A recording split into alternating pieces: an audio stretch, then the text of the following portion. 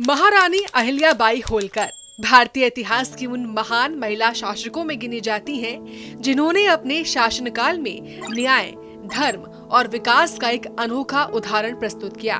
1766 से 1795 तक मालवा राज्य पर राज करने वाली अहिल्याबाई ने न केवल कुशल प्रशासन चलाया, बल्कि गरीबों की सहायता, धार्मिक स्थलों के निर्माण और महिला सशक्तिकरण को भी बढ़ावा दिया।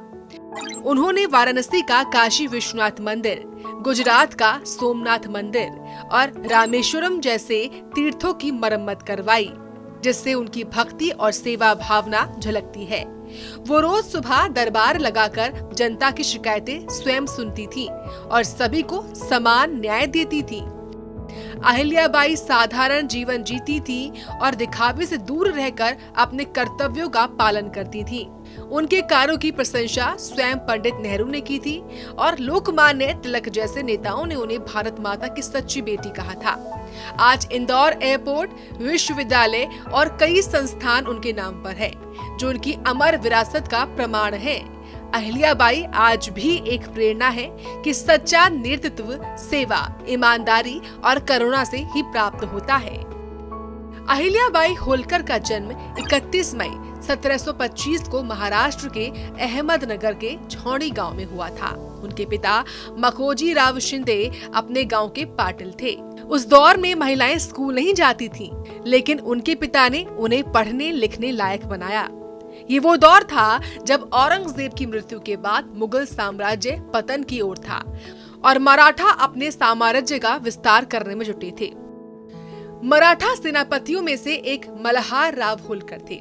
पेशवा बाजीराव ने मल्हार राव होलकर को मालवा की जागीर सौंपी, जिन्होंने अपने बाहुबल से इंदौर राज्य बसाया। कहा जाता है कि मल्हार ऐसे गुणी बहू चाहते थे जो राजपाट चलाने में उनकी बेटी की मदद कर सके। जब एक शाम मल्हार चाउड़ी गांव से गुजर रहे थे, तभी उन्होंने आरती के वक्त एक बच्ची का भजन गाते सुना। वो बच्ची से मिलने पहुंच गए, जहां वो अहिल्या के गुणों और संस्कारों से इतने प्रभावित हुए कि उन्होंने अपने इकलौते बेटे खंडेर राव की शादी अहिल्या से करा दी। न केवल अहिल्याबाई अपने साम्राज्य को मुगल आक्रमणकारियों से बचाने की कोशिश करती रही, बल्कि युद्ध के दौरान वो खुद अपनी सेना में शामिल होकर युद्ध भी करती थी। उन्होंने तुकोजी राव होलकर को अपनी सेना के सेनापति के रूप में नियुक्त किया था। अहिल्याबाई ने अपने शासन काल में लोगों के रहने के लिए बहुत सी धर्मशालाएं भी बनवाईं। ये सभी धर्मशालाएं उन्होंने मुख्य तीर्थ स्थान जैसे गुजरात के द्वारका, काशी विश्वनाथ, वाराणसी का गंगा घाट, उज्जैन, नासिक, विष्णु पद मंदिर और बैजनाथ के आसपास ही बनवाई। मुगल आक्रमणकारियों के द्वारा तोड़े हुए मंदिरों को देखकर ही उन्होंने सोमनाथ में शिवजी का मंदिर बनवाया, जो आज भी हिंदुओं द्वारा पूजा जाता है। महारानी अहिल्याबाई ने अपने साम्राज्य महेश्वर और इंदौर में काफी मंदिरों का निर्माण भी किया था।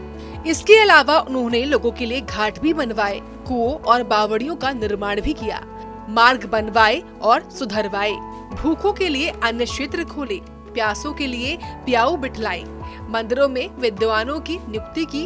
अपने जीवन काल में ही इन्हें जनता देवी समझने और कहने लगी थी। अहिल्याबाई को देवी का दर्जा मिला, लेकिन 13 अगस्त 1795 को 70 वर्ष की आयु में अहिल्याबाई की मृत्यु हो गई थी। स्पेशल डेस्क, सूर्या समाचार।